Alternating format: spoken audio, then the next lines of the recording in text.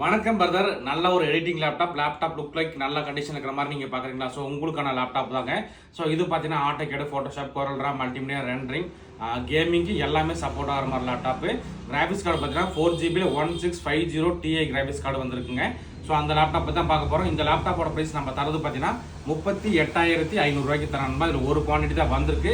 So நண்பர்கள் வந்து எந்த அளவுக்கு குயிக்காக புக் பண்ணலாம் பண்ணிக்கலாம். ஸோ லேப்டாப் பாருங்கள். லேப்டாப் உங்களுக்கு லுக் லைக் பார்க்குறதுக்கு ரொம்பவே நீட்டாக இருக்குது நண்பா. RGB கீபோர்டு பேக்லைட்டோட வந்திருக்குங்க. டிஸ்பிளே ரெசல்யூஷன் பார்த்தீங்கன்னா உங்களுக்கு ஹெட்ஸ் பார்த்தீங்கன்னா 144 ஹெட்ஸோட வந்திருக்கு.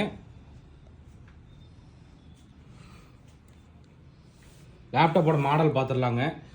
ASUS TUF Gaming F15FX506Li மாடலுங்க. விண்டோஸ் 11 ஒரிஜினல் ஓஎஸோட வந்திருக்கு. பர்ஃபார்மன்ஸ் என்னன்னு உங்களுக்கு காட்டிடுறேன்.